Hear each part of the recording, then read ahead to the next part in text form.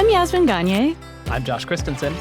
And this is Most Innovative Companies Podcast Video Edition. So, Josh, if your wife left you today and you had to join a dating app. I was waiting for this question while we were doing our little intros because I know what we're talking about and I knew it was going to be something absolutely heinous. Sorry, go on. If you got dumped today, what service would you join? I would probably join some sort of liquor delivery service, like a monthly, like Bright Cellars or something like that. You know there's a dating app that matches you based on like what cocktails you like or some shit. Oh, I am absolutely positive that there is. The worst people. With the worst, cocktail influencers. It's great. I would love that. I really want to date a girl who's just like passionate about whiskeys and Manhattans. I'm still convinced no one actually enjoys drinking whiskey straight or on the rocks. It's all just a psyop. Yeah, I mean, you're talking to the wrong person about this. Yeah, you don't drink. You wouldn't know. That would be fine. Your husband definitely seems like someone who enjoys a scotch on the rocks. I would say he enjoys any alcohol. Well, he is in Harvard Business School right now. Discerning. Yeah. Drinking is like 90% of business school. So. Yeah, exactly. But we got on this because you first prompted me about how I'm going to get divorced by my wife and what dating app I would join. I don't know. Is eHarmony still a thing? They do that? No, honestly, it probably would be. To somehow take this question seriously, it probably would be the company we're going to talk about today. Yeah, so look, Tinder and Bumble are struggling. Hinge seems to be doing okay. We've talked about why on the podcast before. Now, at the Fast Company Innovation Festival, I interviewed Hinge founder and CEO Justin McLeod about why his business is succeeding and whether he worries that younger daters might choose to date AI bots rather than real people. Here's that conversation. There's been a lot of talk in the media about the dating app apocalypse, but Hinge grew its revenue by 39% last year. How did you do that? I started Hinge, like I said, in 2011, and we originally started it as I just wanted to appeal to the next generation of daters and create something that was like simple and easy and fun, because at the time there were dating websites where you had to fill out very long profiles and search through people, and you had to pay a lot of money to join. And the idea was, could you create something that really felt more like Instagram or something like actually closer to social media at the time, where it was easy and it was authentic. You weren't using screen names, and you could just appeal to the next generation. Because I was 25 when I started it, 27 when I started it, and my generation just wasn't using dating services, or if they were, they certainly weren't talking about it. So that was the original idea. And then when we rebooted in 2015. We did that in reaction to the fact that these apps had become really superficial, and people weren't just getting the results that they wanted. That if you made it too simple and easy and approachable, then people didn't put in a lot of effort, they didn't put in a lot of thought, and it was actually really hard to learn people's tastes and connect people who had similar intentions. And so rebooted the company and made our North Star, instead of engagement and retention, which is all the kind of focus of the VCs and what social media was measuring at the time, is like how much time can you keep people in the app, how much time can you retain them week over week and month over month. We just said the only thing we're going to focus on is, did we get our users out on great dates, and re-engineered our product so that it was all about actually like what is effective at getting people out on dates, and we've just made that our North Star. And it started slow, and a lot of other apps continue to grow much faster than us because they were more engaging and more exciting. But over time, word of mouth led to Hinge becoming now the fastest growing and, in fact, only growing major dating app. We're now the most downloaded app in essentially the West. Now, Hinge's UX is kind of interesting. You talked about when you founded it, reacting to the fact that people were spending hours filling out these long questionnaires. On the other end, you've got apps where you might just upload one photo and have a screen name. Tell me a little bit about your approach to developing these profiles and the behaviors you're hoping to encourage. Yeah, I mean, the art of this ends up being hitting this like sweet spot of getting people to do things that are both approachable and that they're willing to do, but also signal a level of intention and create a level of vulnerability so that you can actually create connection between two people. And so, yeah, you can swing to one end where it becomes so easy and approachable that it's really hard. You know, you send like on half the photos you see. You hardly have any information about these people, and so it's really hard to find your person. So yeah, we created a longer profile sign up. You actually had to add 6 photos and 3 prompts and a lot of like vitals and stats about yourself. We asked you to be much more thoughtful with your likes, to like individual pieces of content about someone so that people just got more thoughtful and acted more like a human, right? If you like someone, you would comment about something about them or try to start a conversation about some point of connection. You wouldn't just say like, I like you, do you like me too? And so we just tried to make the process much more authentic, much more human, and yet still relatively easy and approachable as well. How do you feel when other apps do the same thing? Flattered. I mean, I like,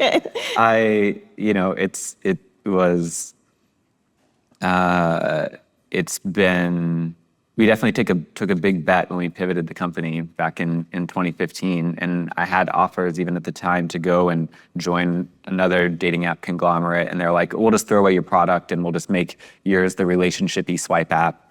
And I refused. I said I would rather just this company go down than I do that.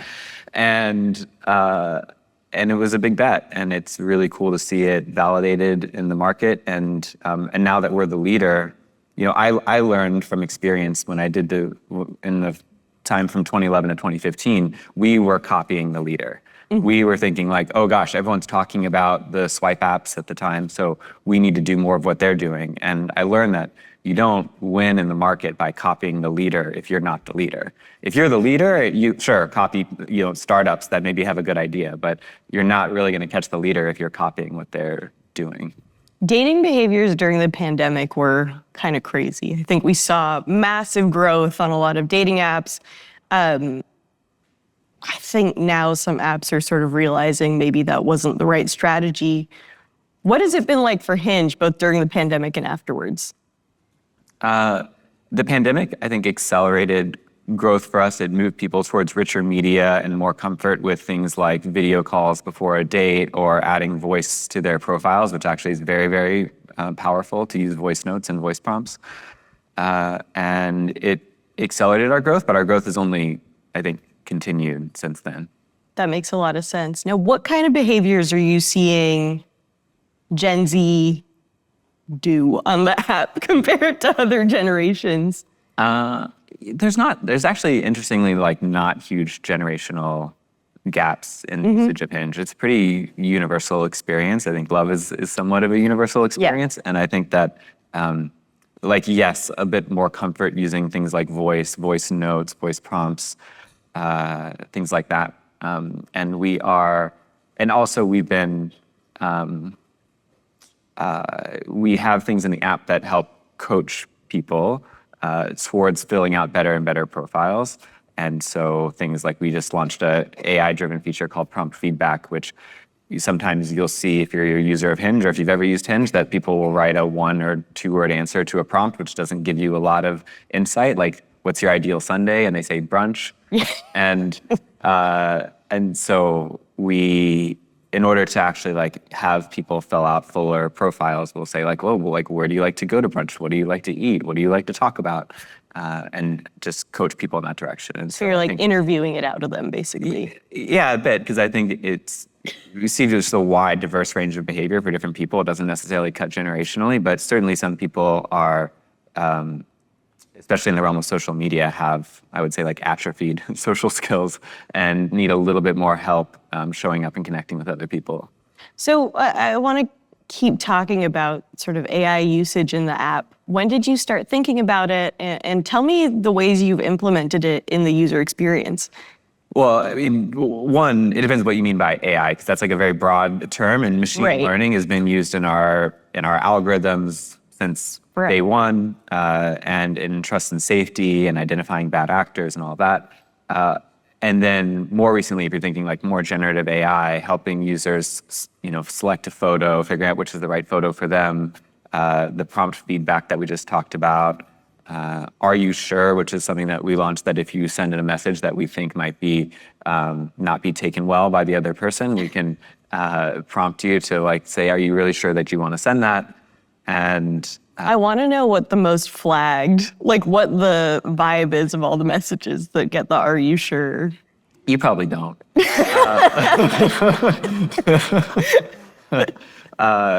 But yeah, but I will say that there are a lot of like what we call like accidental bad actors that like aren't quite contextually aware of like what's an appropriate thing to send at this stage in the conversation, and we can help nudge them in the right direction. I want to talk a little bit about monetization. There was a very nice lady, she was straightening my hair yesterday ahead of a panel, and she complained to me that she was like on all of these apps, so I don't know if Hinge was included or not. You have to pay to meet people at this point. You have to pay for that premium tier. Is that true? What is your approach? It's not true. I will say that one of I'll keep talking about principles because Hinge is a very principle-driven company. Like that is very much at our heart, is not making decisions based on whatever personality happens to sit in a leadership seat at any given point, but what are the core principles that have led us to success over time. And when it comes to monetization, that one for us is that the free product experience is sacred. It is absolutely in our best interest to keep the free product experience very good, because if it's not, then users will start leaving. And the primary value for a dating app is the other people who are on the product. So no one will continue to pay if there aren't lots of people on the app who are happy and satisfied and using the app. So it's absolutely in our best interest to make the free product really good. The vast majority of users do not pay on a dating app.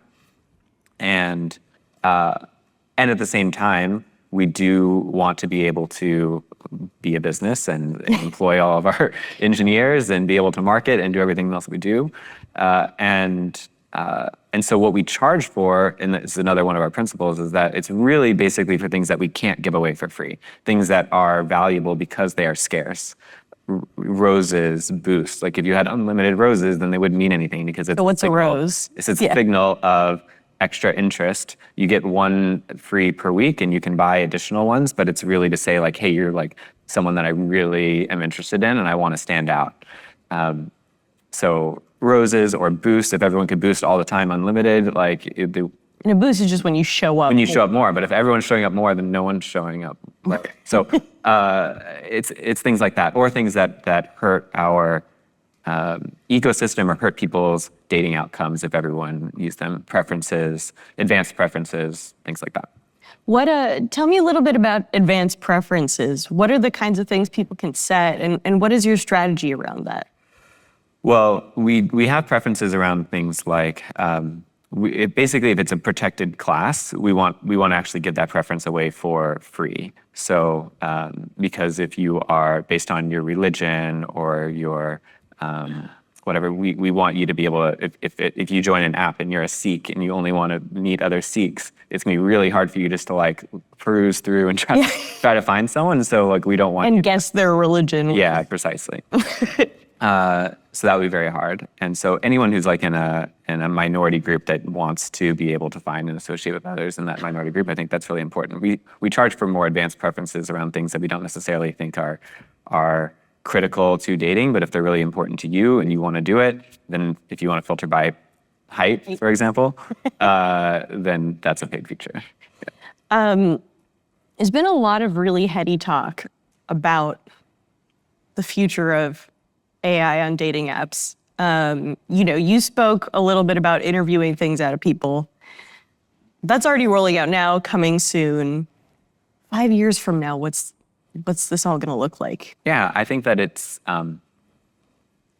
the biggest way that I think AI is going to affect dating is much more personalized matching. much deeper understanding of who you are, much deeper understanding of everyone else, and being able to make much more thoughtful and intelligent connections and explain to you why this person's going to be good for you. And I think it will look 3 to 5 years from now, probably sooner than that, honestly, it will feel relatively arcane to feel like you had to go through hundreds of profiles, if not more, in order to get out on a date. And also sort of almost feel like you're feeling around in the dark. Or the analogy I often use is trying to communicate your tastes and preferences to us using Morse code of likes and passes, right? We're like, well, if you like someone, we don't, like, why did you like them? We don't know. If you passed on someone, we don't really understand what it is that, turned you off about that person. And the idea that you could explain to us in your own words directly who you are, what matters to you, what your values are, what your goals are, what your personality is, what really matters to you, what you found works for you in past relationships and what doesn't, and then use all that information to understand what type of person we think would be best for you, go out, and we've had that same conversation with millions of other daters and make really, really thoughtful connections. I think that seems clearly where the industry is going to go. Do you think there is a big correlation between what people say they want and what they actually want? Does that make sense?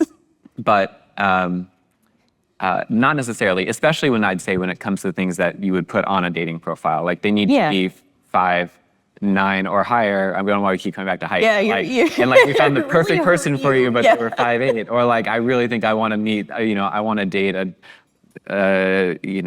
tech journalist. Like I will only date a tech journalist. And No one's ever said that. and so I think those types of things people maybe would say, like, I thought I had a type and I didn't. But understanding people's values and their life goals and seeing like how they kind of align and like how they resolve conflict together, there's just like certain things that actually probably do predict whether people are going to be a good fit or not. A big conversation around any use of generative AI is privacy. And people on Hinge are sharing really sensitive or vulnerable data about themselves, not just in their profiles, which are pretty public, but in private chats. Mm-hmm. How do you think about that? How do you work with LLMs like OpenAI to, make sure all of that is private? What does that look like? Yeah, so we, first of all, Hinge doesn't do any advertising and we don't sell any data. So we are, like, the only way we really use data is to keep our users safe and help them get out on dates. And you can, of course, create agreements with generative AI companies that the data, especially when you're an organization like Hinge, that the data that you use to train models or to or use their APIs, that data stays non-trainable for them. It's only something that is used for us. Gotcha. I don't know exactly what it's called, but there's this ability to send a note before you start a conversation. Yeah. Tell me about that feature and the sort of idea behind it. Sure. What you're referring to is match note. Mm-hmm. And this came from, so another principle at Hinge is that we really believe that if you design for the most marginalized groups, you'll end up finding things that actually appeal to a large swath of users and generally increase usability of the app. That principle's been kind of vetted out when thinking about designing an app, even in the simple visual way, and making it more accessible to people who might be colorblind actually makes it more usable to everyone. And so similarly, we were looking at, especially at the time we were talking to trans users, and we were talking to them about their challenges on dating apps. And we have another principle, I'll just keep talking about our principles, design with, not for, meaning like we always try to bring people who we're designing for into the conversation. We try to have them within our organization and hire a highly diverse group of people. And if we don't have them in the room, then we bring them into the room. And this is a case that we brought in Trans Tech Social, which is a nonprofit group that we were able to work with. And one of the big things was that there were these conversations or information that they wanted to convey about who they were that they didn't feel comfortable putting on their public profile where everyone could just see it whenever they popped up. And at the same time, it was like a hard, awkward conversation to have with every single person after you matched to be like, here's the information that I want you to know. And And so we developed a match note, which is a sort of a post-match reveal, which is you match with someone, and then before you enter the conversation, something pops up and says, here's something else they wanted you to know, and do you still want to match with this person? And so it's designed for them, but like we've actually found like single parents use it, people with STIs use it, like all kinds of different people will use this feature, which just increases the general usability and accessibility of the app for everybody. Hinge is part of the Match Group. Match Group is its parent company. Other properties they own include Tinder. How do you kind of work within that conglomerate? It's evolved over time. When Hinge was acquired back in 2018 period, Match Group pretty much operated like a private equity holding company where each brand was like its own business and had its own, we had our own payroll, we had like our own, we just like did our own thing. And over time, they started to integrate more of like the back office things. And now, we had a new CEO just joined in February, who's thinking much more strategically about how you create deeper connections and leverage the power of the portfolio. So it's an evolving equation for sure. But I'm guessing you don't want to give away too many of your secrets. I would equate it to like sibling rivalry a little bit. But there's a little bit of competition, but also you want everyone at the end to succeed. And my belief is that, and this is more work that Spencer is doing, is I think when everyone has like a very clear lane of what they're doing and what they stand for and who their user is and what their values and beliefs are, then you don't have convergence. Right. Because everyone's innovating on their own behalf. And yes, you can take inspiration and learn from things that other people are doing, but you don't straight up like lift features and start copying them across, which creates convergence. And if that kind of obfuscates the point of having a portfolio. And so I think, they're just going to figure out how to get that balance right, I think, over time. Beyond features, do you worry about algorithm convergence? Well, I'll say that the algorithms are not really, like the uniqueness isn't really in the algorithm, it's in the data that they use to train the algorithm. Mm-hmm. And what is so powerful about Hinge isn't that we have necessarily smarter algorithms, although maybe we do, but it's certainly that the data is so much higher quality, because when people fill out longer profiles with more information, when people are much more selective with their likes, then that's much, much better training data. If you and I were to walk down the street and you just looked at people, you went down this row basically and just said yes or no, and based on no further information, and you said yes to half the people and no to half the people, I would have no clue how to match you up. If, however, I sat you down for 2-minute speed dating and you told me you liked 1 out of every 10 people, now I'm like starting to learn like what types of people you like and what types of people you don't. And that's essentially the analog version of the difference between a lot of the swipe apps and what Hinge does. Got 16 seconds left. I'm going to ask you one last question. What's the best piece of advice you can give to people who are using Hinge right now to use it effectively? Pay for it. No. It's that truly at the end of the day, like you don't want to engineer your profile for like lots of likes. You actually want to engineer it for like the right likes. And that means as much as you can really show up who you are, even if that means it's going to turn some people off, it means it's going to turn the right people on. And I think that is the most effective way to make sure that you spend more time out on great dates. Be yourself. That's so nice. I mean, it's really, sometimes like the basic truisms are actually the most true, and we just have to do them. All right. Well, thank you so much. Thank you.